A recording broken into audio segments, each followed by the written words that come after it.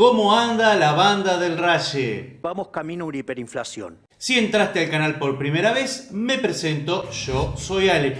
Y si ya sos parte, muchísimas gracias por engancharte a un nuevo video. Les cuento que la propuesta de hoy tiene que ver con un hecho muy curioso que se da en Copa Sudamericana. Creo que nadie con dos dedos de frente duda de que en teoría los equipos argentinos y brasileños parten siempre como máximos candidatos a ganar cuanto torneo pisan a nivel Conmebol. Pero entre esa teoría y la práctica puede haber mucha distancia. A ver cómo te explico. Hay una estadística en un torneo específico que no es precisamente muy amable con los equipos del fútbol 5 veces campeón del mundo. De 21 ediciones de Copa Sudamericana han llegado a 11 finales, de las cuales solo en 5 pudieron levantar el título, mientras que en las otras 6 se quedaron con las ganas. Incluso hay que aclarar que la primera edición no la jugaron por problemas de calendario y que en una de esas conquistas, precisamente en 2016, la copa le fue otorgada a Chapecoense por expreso pedido de Atlético Nacional debido al accidente que sufrió el equipo del sur del Brasil. Así que en cancha estaríamos hablando de una relación de 4-6. Es para morirse. Una estadística de la que no zafan ni equipos chicos ni grandes. Así que vamos a repasar de manera cronológica un poco la historia de esa estadística que en este 2023 acaba de engrosar fortaleza.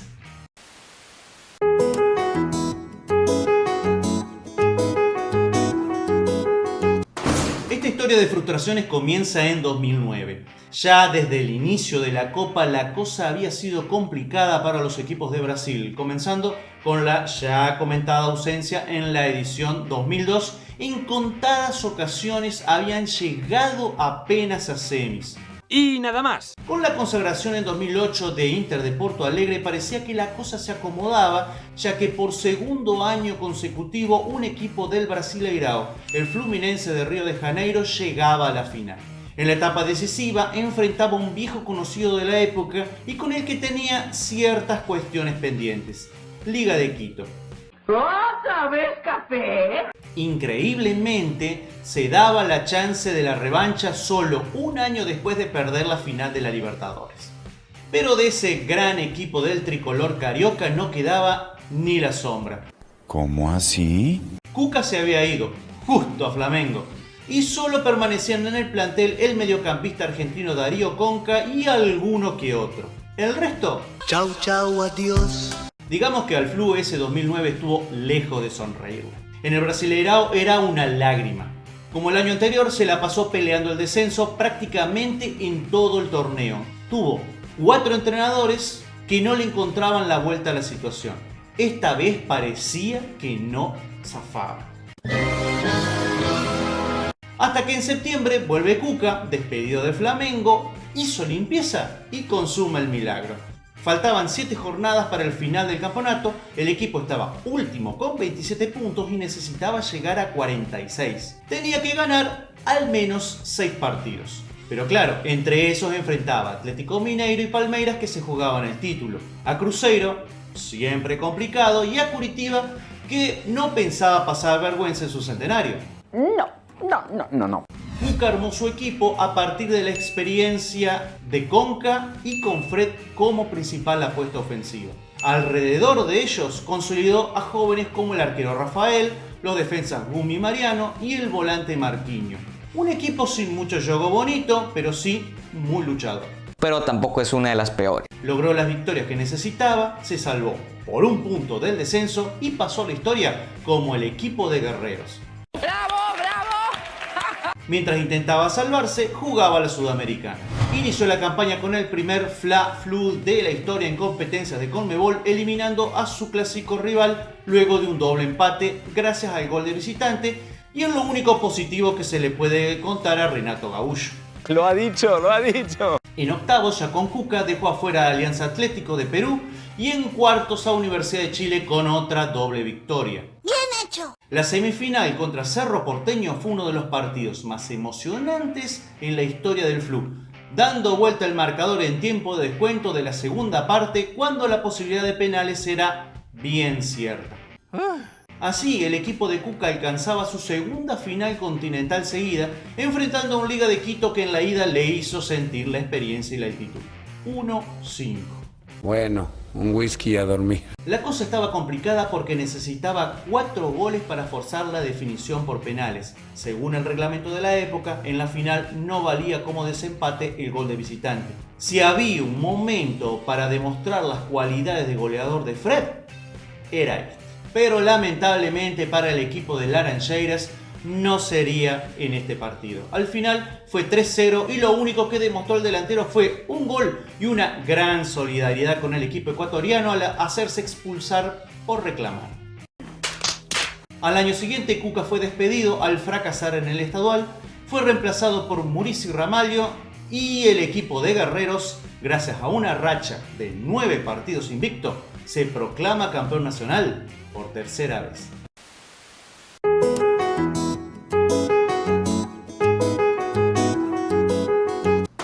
Al año siguiente, nuevamente llega un equipo brasileño a la final. Parecía que esta vez se daba porque de 8 representantes, 4 ya estaban en cuartos. De todos, increíblemente llega el más impensado, Goiás. Impensado porque era una historia muy parecida a la del Fluminense, aunque sin el final feliz. 3 entrenadores intentaron enderezar el barco, pero nada. El Esmeraldino terminó descendido faltando 2 fechas. Con la suerte casi echada, apostó todas sus fichas a realizar una campaña digna en la Sudamericana, lo que le iba a redituar en dinero extra muy necesario. Bueno, pero algo es algo, ¿verdad? Pues peor es nada. Tenía un equipo del montón, con algunos jugadores que serían figuras en el futuro, como Rafael Toloi, hoy en Atalanta y selección italiana, y Douglas, en algún momento jugador del Barcelona. Pero tenía su carta ganadora. Sabiendo que todos los cruces los definía fuera de Goiânia, se aprendieron bien el reglamento. Había que hacer por lo menos un gol de visitante para asegurar la clasificación. Y listo. Así fue pasando fases. Con el ex campeón del mundo del 94, Jorginho, en el banco, venció a Gremio en casa y rescató un empate en Porto Alegre. En octavos deja fuera a Peñarol gracias al gol de visitante. Ya con Arthur Neto como entrenador, se repite la historia contra Bahía y Palmeiras. A esa altura se contaba en Goiânia 2 noticias. La buena, Goiás, pese a estar descendido, jugaba por primera vez en su historia una final continental. La mala, en la final, el gol de visitante que tanto le había servido, ya no contaba. Su rival en la final era el otrora rey de copas Independiente de Avellaneda, con un presente tan oscuro como el del equipo del medio oeste brasileño. Una final bastante poco atrayente, un equipo descendido contra otro último en su campeonato. Había que decirlo y lo dije. Y Goiás demostró por qué había descendido 2 fechas antes. En la ida en casa no pudo rematar el juego, pese a que por más de media hora su rival estuvo con 10 jugadores, por la expulsión, bastante tonta por cierto, de Andrés Silveira y la gran actuación del arquero Hilario Navarro. En la vuelta en Argentina, y como si la idea de que ya no podía valerse de la que había sido su principal fortaleza pesara una tonelada, Goiás hizo todo mal. En el primer tiempo, ya el rojo había marcado los goles necesarios para llegar a los penales.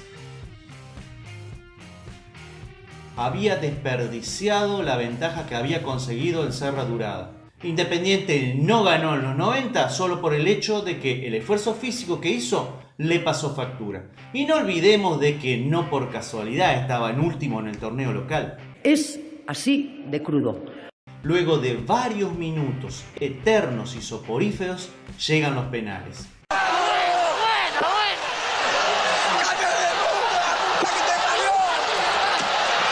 Independiente contaba con cierta ventaja. Navarro tenía cierta intuición en los penales, pero no fue necesaria. El remate de Felipe dio en el palo, el rojo de Avellaneda acertó los suyos y fin del sueño esmeraldino.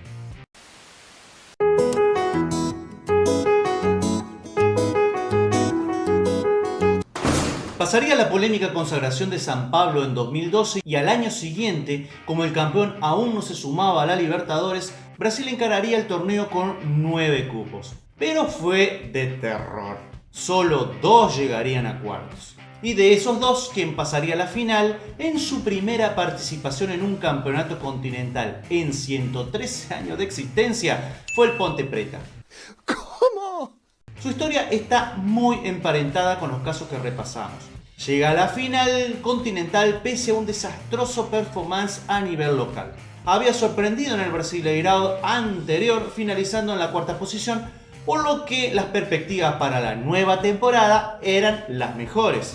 Con esa idea se mantuvo al entrenador Guto Ferreira y se reforzó el plantel con jugadores como el lateral Arthur, los volantes Ferrugem y Felipe Bastos, el peruano Luis Ramírez y los delanteros Rildo y William, entre otros.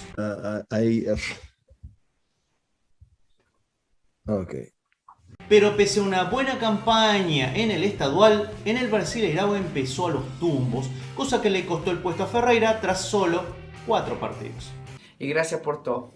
Llega en su reemplazo Paulo César Carpegiani, pero la cosa no funcionó. Eliminado muy temprano de Copa de Brasil y en un incómodo 16º puesto que lo acercaba peligrosamente a una realidad impensada al inicio del año: el descenso. Aquejado por un problema de salud, tuvo que dejar su puesto, aunque, eso sí, contribuyó con la campaña en la Sudamericana. Una victoria en la ida contra Criciúma.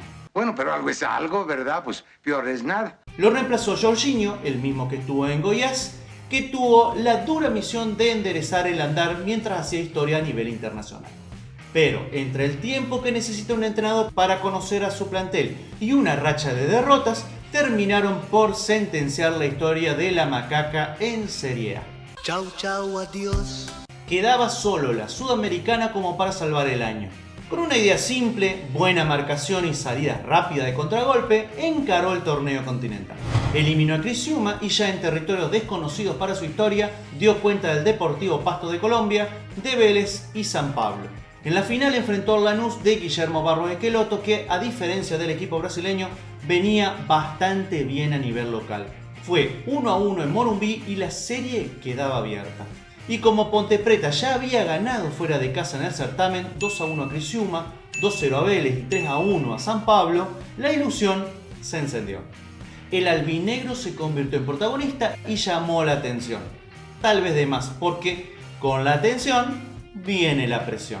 Sí o sí, no hay de otra. Y la presión fue demasiada. El equipo hizo lo que no había hecho hasta ese momento: cometer errores.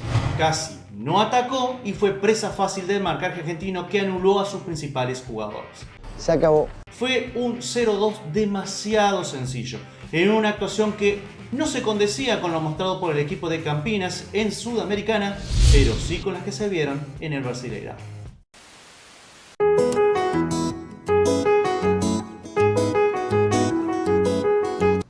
El caso de Flamengo del 2017 es uno de esos que te hace repensar la palabra fracaso, porque hay que llamar fracasado a un equipo que llegó a 3 finales. Estáis enfermos. El Mengao, como todo grande que se precie, encaró ese 2017 con la vara bien alta: ganar todo lo que jugara, con jugadores consagrados como Everton Ribeiro, Diego, Paulo Guerrero, Darío Conca, sí, el mismo del Fluminense, y buenos nombres a futuro: Lucas Paquetá, César y un tal Vinicius Junior. Pero con un entrenador que hacía prácticamente sus primeras armas como Ser Ricardo. Aunque eso no fue ningún inconveniente para ganar el estadual invicto. Y cuando todo era felicidad, viene el mazazo: afuera en fase de grupos de Libertadores. Muy lamentable. La onda expansiva siguió al Brasileirao. No es que haya tenido un mal torneo, pero era muy irregular, lo que fue irritando a la hinchada, que obvio ya pedía la cabeza del entrenador. O nos iremos al carajo. Con la inyección anímica que dio la llegada de alguien de más experiencia y pergaminos como el colombiano Reinaldo Rueda, enfrentó lo que le quedaba. No es que el rendimiento haya mejorado mucho, es más, creo que empeoró. Pero esas son las cosas inexplicables del fútbol. Se jugaba igual de feo, pero al ver a otro en el banco, como que se renovó la paciencia. Así que con un andar tan variable como el de su antecesor, más las bajas de Conca, que vivió lesionado, y el peruano Guerrero suspendido por doping, y un fútbol más parecido al de Claudio Coutinho que al de Zico y Junior, se las arregló para llegar a la final de la Copa de Brasil, que perdió por penales. Bueno. con el título del Brasileirao como bella utopía, fue por el premio Consuelo, la Sudamericana, a la que accedió al terminar en el tercer puesto de su grupo de Libertadores. Bueno, pero algo es algo, ¿verdad? Pues peor es nada. Con mucho sudor y poco juego bonito, eliminó a Palestino de Chile metiéndole 10 goles en total, al vigente campeón chapecoense en plena reconstrucción luego del terrible accidente del año anterior, al Fluminense gracias a una victoria de visitante y al Junior de Colombia con doble victoria. Invicto a la gran final donde le tocó enfrentar al Independiente de Ariel Holland, un equipo tan irregular como el FLA, pero que a diferencia de este intentaba más jugar que pelear los partidos. Y ese fue el detalle que terminó decidiendo el título. Ambos partidos, por idea de juego de los dos, fueron de ida y vuelta, parejos, con mucho ritmo y dinámica. En Argentina, el rojo lo dio vuelta luego de empezar perdiendo antes de los 10 minutos. En Maracaná, nuevamente Flamengo se adelantó, pero Independiente con un penal vía VAR empató. Con el resultado global en contra, el Mengao tomó la iniciativa, pero encontró a los argentinos bien paraditos y pacientes tratando de no regalar la pelota. Fue 1-1 y la Copa, como en 2010, volvía a la mitad roja de Avellaneda. Para el FLA, las derrotas en las finales pusieron en el ojo de la tormenta a la directiva, sobre todo por la elección de los refuerzos, en un 2017 de grandes expectativas y frustraciones mucho mayores.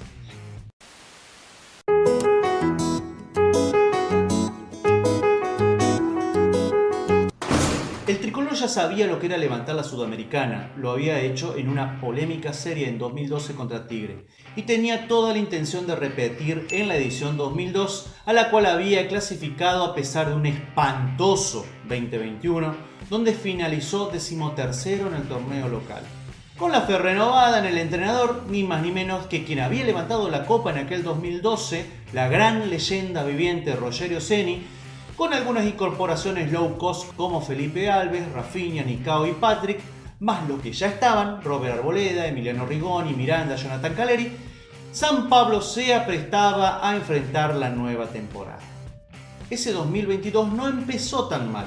Subcampeón del estadual y el Brasileirao lo tuvo cerca del pelotón de arriba hasta mediados de año, cuando una racha de empates lo deja a mitad de tabla, lugar que ya no abandonaría. ¡Esto fue una tragedia, loco! En contrapartida, en la Sudamericana, la suerte parecía otra.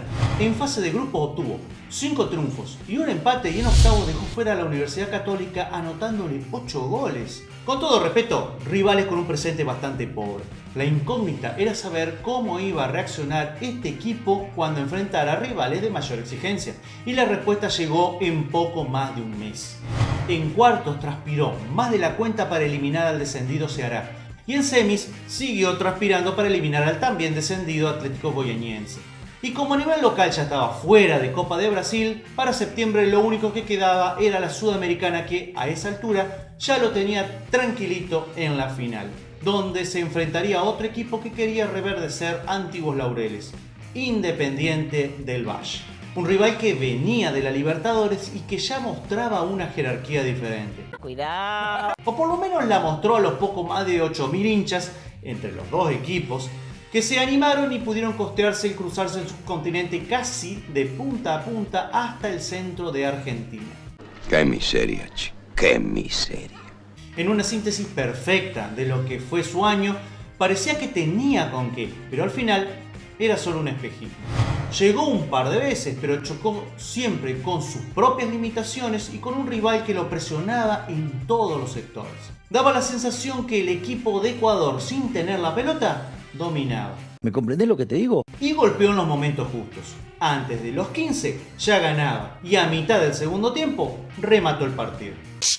¡A tu casa! San Pablo, que siempre estuvo incómodo, era un manojo de nervios que terminó con 9 jugadores.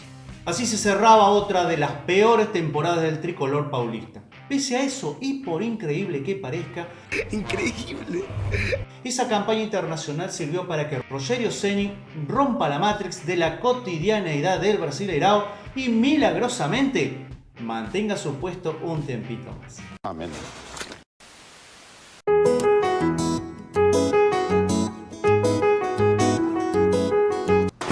La más reciente historia de esta cadena de frustraciones. A ninguno de aquellos que seguimos con mayor atención el fútbol de este lado del mundo nos sorprende la aparición continua de Fortaleza en torneos Conmebol, ya que es una de las instituciones de mayor crecimiento en los últimos años.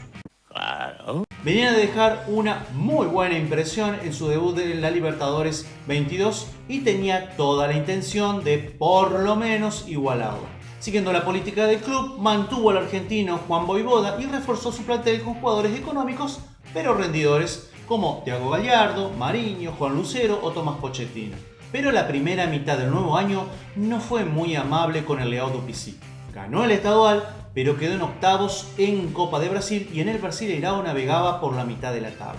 Pero sin dudas el verdadero mazazo a la ilusión fue quedar fuera de manera temprana y podría decir que hasta inesperada de la Libertadores sin siquiera poder llegar a los grupos. Por lo menos a modo de consuelo le quedaba la clasificación a Sudamericana, que es donde arranca esta historia. Ok. Se paseó en su grupo en lo que fue lo único rescatable de aquellos primeros meses del 2023. Ya en la segunda mitad del año, el hecho de estar fuera de todo y con la sola preocupación de mantenerse en Serie A le ayudó a enfrentar la Copa, podemos decir, más aliviado. En octavos dejó fuera a otro equipo de venida del máximo torneo continental, Libertad, y luego dos rivales conocidos, y por lo tanto más previsibles, América Mineiro y Corinthians, a los cuales dejó fuera sin pasar por tantos apuros. En la final enfrentó a Liga de Quito, un equipo sólido pero al que le encantaba complicarse solito los partidos. Voy a creer. Siguiendo la moda de Domínguez de copiar el modelo Champions, aunque olvidando el detallecito de que América del Sur tiene casi el doble de extensión que Europa y poder adquisitivo y vías de comunicación casi a la par de las africanas, ¿Cómo? volvió a designar como sede una ciudad que le quedaba entre 5.000 y 6.000 kilómetros de distancia a los hinchas de ambos clubes. No, pero este pibe es muy pelota. Dejando de lado esa pequeñez, la final fue muy pareja y entretenida, aunque poco a poco se iba viendo la mayor experiencia en etapas decisivas del conjunto quiteño. Eso no impidió que el Leão abriera el marcador al inicio del segundo tiempo, pero sí facilitó el empate. Y después el vicio que ya conocemos de los que seguimos la campaña de Liga de Quito: complicarse solo los partidos. No, de nuevo no. No de nuevo, decía. Ya en un punto estaba claro que con un par de decisiones acertadas del entrenador se llevaba tranquilo la final. Pero esas decisiones nunca llegaron y la cuestión se dirimió, como casi todo lo que ganó Liga en el año, por penales. Allí se agigantó aún más el 1,95 m de Alexander Domínguez, que tapó los tiros de Silvio Romero, Pedro Augusto y Emanuel Brites. Listo, hasta acá llegué. La Copa viajó a Quito y la decepción a Fortaleza, que pagó demasiado caro su falta de experiencia. Gracias por haber llegado hasta el final. Si te gustó el video, te pido lo que ya te imaginarás: que te suscribas, dejes tu opinión, recomiendes el canal y el contenido de algún futbolero conocido. Les doy la bienvenida a todos los que son parte de esta comunidad desde esta semana. Solo tenés que cliquear en el corazoncito de gracias, ahí donde están los 3 puntitos. Acá te dejo mis redes sociales. En la descripción cuelgo los links de Facebook, Instagram y mi canal de WhatsApp, donde voy posteando alguna que otra cosa, encuestas, pedidos de opiniones, lo que sea. Recordarte que todos los fines de semana hacemos reacciones de, por ahora, solamente partidos de Liga Pro de Ecuador. Listo por mi parte, futboleros y futboleras. Abrazo grande y nos vemos en un próximo video. ¡Afuera!